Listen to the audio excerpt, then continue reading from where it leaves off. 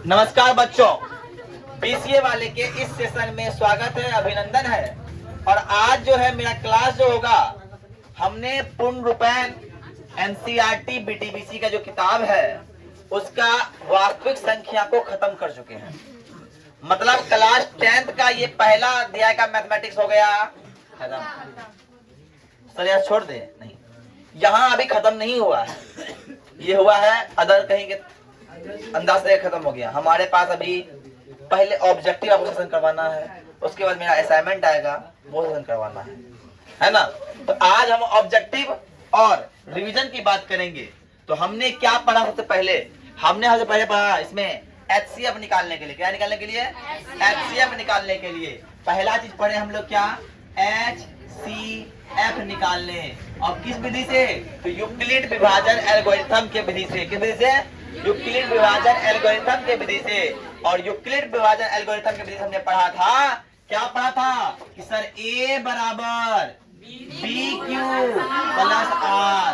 क्या पढ़े थे? ए बराबर बी क्यू प्लस आर। मतलब ये कि भाज बराबर भाजक गुना भागफल जोड़ शेषफल। अरे बोले पढ़े थे कि नहीं? और हमने एक चीज और पढ़ा कि चूंकि नहीं मतलब डर के आर का मान जो है 0 से बड़ा भी होगा और 0 के बराबर भी होगा और बी से छोटा होगा। बोले ऐसे ना? यही पढ़े ना रे? अब आइए, अब आते हैं। हमने पढ़ा एचसीएफ निकालने, आप लोग एचसीएफ निकालने सीख गए। हमने सीखा हमसे क्या है? सम संख्या किसको कहेंगे, विषम संख्या किसको कहेंगे। अरे सम किसको कहेंगे और हम विषम किसको कहेंगे? तो सर सम कौन होगा? सम वो होगा जैसे 2m प्लस 1। ये क्या है? सम नहीं होगा, लेकिन 2m क्या है? ये सम है। 4m क्या है? सम है ना। लेकिन कोई बोले सर 5m क्या है? इसका डिफाइन करना मुश्किल है कि सम है कि विषम है। ये तो कभी सम भी होगा और कभी विषम भी होगा। किसी ने कहा सर m का मान रख दो 1, 5 गुना 1 हो गया विषम। किसी ने कहा m का मान 2 रख दो तो 5 गुना 2 हो गया 10, ये हो गया सम। मतलब ये बदलता रहेगा, लेकिन 2m अगर लिखे हैं इसका मतलब ये है कि 2m हमेशा सम होगा। 2 को 5 से गुना करो, 2 को 1 से गुना करो, 2 को 2 से गुना करो, 2 को 1000 से गुना करो, 2 को 1 लाख से गुना करो, वो संख्या विषम नहीं होगा, वो होगा सम। 4 क्या है? सम। सम को हम किसी विषम से गुना करें या सम से गुना करें, वो सम ही होगा। बात क्लियर? अरे बात है क्लियर रे बाबा। मतलब सम होने का पहला फंडामेंटल ये है कि किसी भी अंक के आगे जो गुणन लगा हुआ है, यदि वो सम है तो वो संख्या सम है, यदि वो विषम है तो वो सम है कि विषम है पता नहीं है, इसको डिफाइन नहीं किया जाता। लेकिन अगर उसके लास्ट में कोई विषम संख्या जोड़ घटा गुना भाग में हो तो क्या हो जाएगा? विषम हो जाएगा। विषम संख्या जोड़ में हो घटा में हो तो क्या हो जाएगा? विषम हो जाएगा। 5m विषम पहले क्लियर कर दिया। 4m प्लस 3 विषम संख्या है ना। 4m प्लस 3 6m प्लस 5 ये क्या है? विषम संख्या है। ये बात हमको समझ में आती है। हमने क्या पढ़ा? सम पढ़ा, विषम पढ़ा, सम पढ़ा और विषम पढ़ा। उसके बाद हम लोग क्या पढ़े थे? हम लोग पढ़े अभाज्य गुणनखंड विधि से। कौन विधि से? अभाज्य गुणनखंड विधि से एलसीएम पढ़े और एचसीएफ पढ़े। एलसीएम पढ़े और एचसीएफ पढ़े, यही पढ़े। तो हमने एलसीएम एचसीएफ निकाला तो हमने क्या करा? जांच भी करने के लिए फॉर्मूला लाए। बोले भैया 2 संख्या का गुणनफल बराबर एलसीएम गुना 2 संख्या का गुणनफल बराबर एलसीएम गुना एचसीएफ होता है। अरे बोले एस या नो, ये पढ़ाए हैं कि नहीं पढ़ाए हैं? कोई बच्चा तो समझ में नहीं आ रहा है? आ रहा है? अरे पीछे तक समझ में आ रही है कि नहीं? चलो आ रही है। चलो यहाँ तक बात समझ में आई। हमने पढ़ाया कि कौन संख्या शांत है और कौन संख्या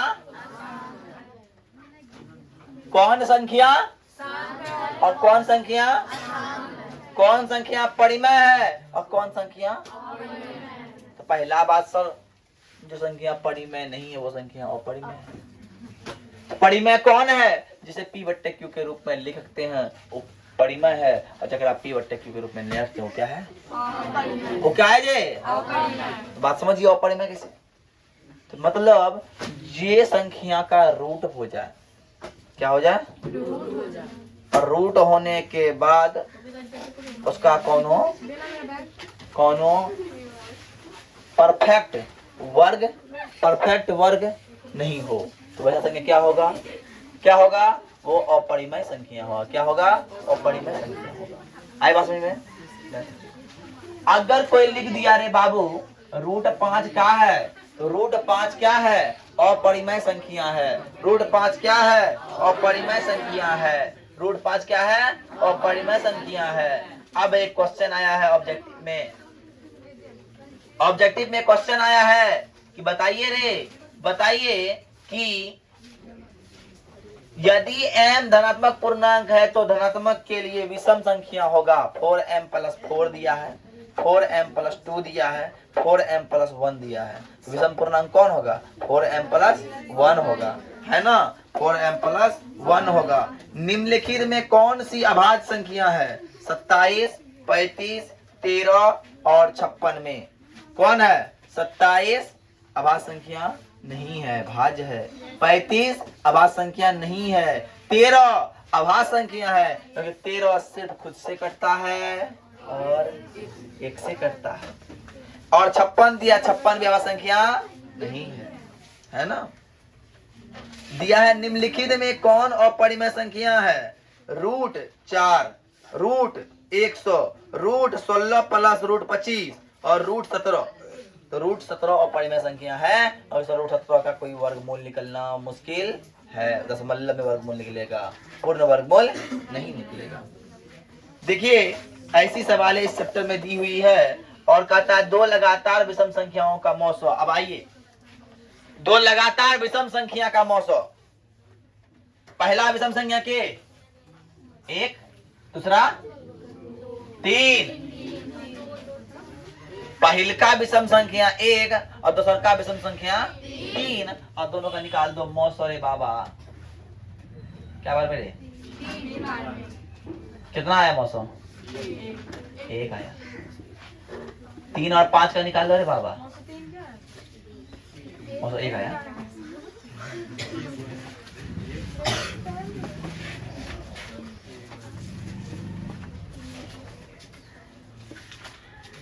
मौसो मतलब दो लगातार विषम संख्या का अगर मौसो कहे तो वो क्या होगा?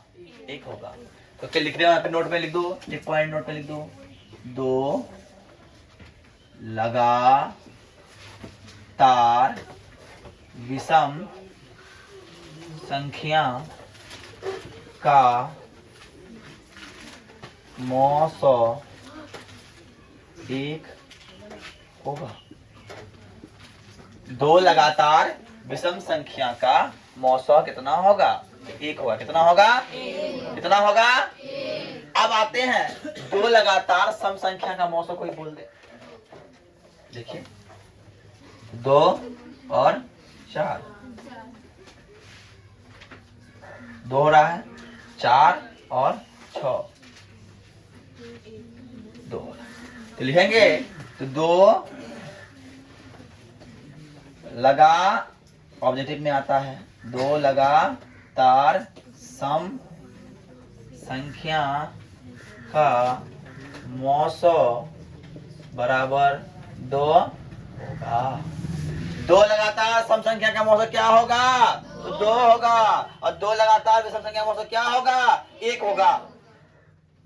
बात समझ में आई रे? कमर समझ में आ रहा है? एक एक पॉइंट हम लिखा रहे हैं, ऐसा पॉइंट लिखवा रहे हैं कि तुमसे एक ऑब्जेक्टिव छूटना नहीं चाहिए। ऑब्जेक्टिव तुम भुज्जा बना देगा। बात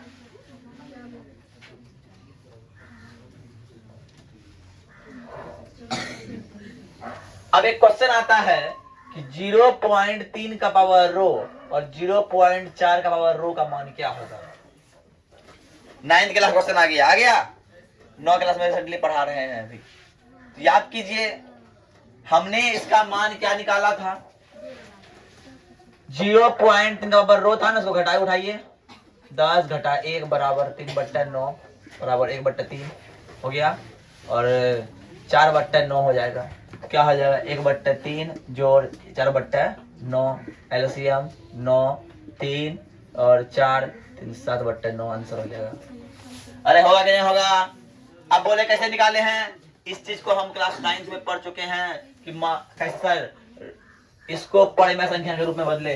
हम परिमेय संख्या के रूप में बदले यहाँ पे इसको परिमेय संख्या के रूप में बदल दिए। अब पर्सन आंसर निकल गया। समझे सर क्लास 9th का सवाल है, इसलिए हम इस बताए जब पढ़ा रहे थे ना तभी बोले थे कि इसको ध्यान से पढ़ना है, ध्यान से पढ़ना है।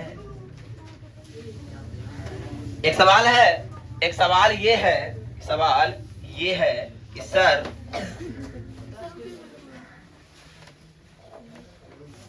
उतारिए पहले, आज जितना बताया उसको उतार लीजिए, ये सब इंपॉर्टेंट पॉइंट है। अब यहां समझिए हमने बताया कि 2 लगातार सम संख्या का मौसम 2 और 2 लगातार विषम संख्या का मौसम 1। लेकिन 2 लगातार संख्या का मौसम क्या होगा। ऐसे मान लीजिए पहला लगातार संख्या में 11 और 12 का मौसम क्या होगा, है क्या ना। 15 13 का मौसम क्या होगा। लगातार मतलब ऐसे है ना। 1 2 का मौसम क्या होगा, बात समझ रहे हैं ना। तो अब हम 2 लगातार मौसम देख लेते हैं निकाल के। 11 12 का ही निकालते हैं। एक बार में 11 बार में मौसम कितना आया। मौसम मतलब ये कि नोट में लिखिए सर 2 लगातार संख्या का मौसम 1 होगा। और जान रहे हैं इस बार जिस तरह से मैथमेटिक्स पढ़ा रहे हैं ना, आप कोई यूट्यूब चैनल निकाल लीजिए, कोई यूट्यूब पर वीडियो देख लीजिए, ऐसा वीडियो मिल गया तब बोलिएगा हर एक पॉइंट को डिफाइन करके।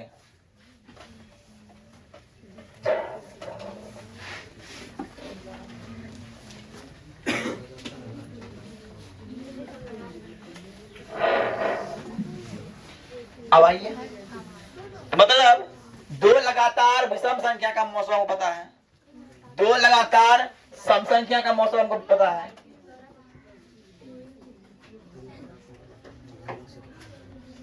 है ना। और 2 लगातार संख्या का भी मौसम हमको पता चल गया। बोलिए ऐसे ना कोई दिक्कत। अब बोलिए हाँ कोई भी संख्या है। अब सर अगर कहा जाए कि हम संख्या का लॉसो निकाल दे और मौसो निकाल दे। मान लीजिए मेरे पास एक संख्या दिया क्या 16 और 20 का लॉसो ज्ञात करना भी है और लॉसो भी ज्ञात करना और मौसो ज्ञात करना है और ज्ञात करने का दोनों अनुपात करना है। तो पहला बात निकालना पड़ेगा लॉसो, दूसरा बात निकालना पड़ेगा मौसो। तो हमने लॉसो मौसो निकालने के लिए इसको करते हैं 2 गुना 2 गुना 2 गुना 20 का 2 गुना 2 गुना। अरे बाबा हमारे पास क्या आ गया रे HCF बराबर 2 गुना। अब आते हैं एलसीएम बराबर 2 गुना 2 गुना 2 गुना 2 गुना 16 पंचा। तो बोला कि लॉसो अनुपात मौसो। तो लॉसो है 80, मौसो है 1 बार में और ये 20 बार में। कितना हो गया 20 अनुपात। आए बात समझ में, उतार लीजिए।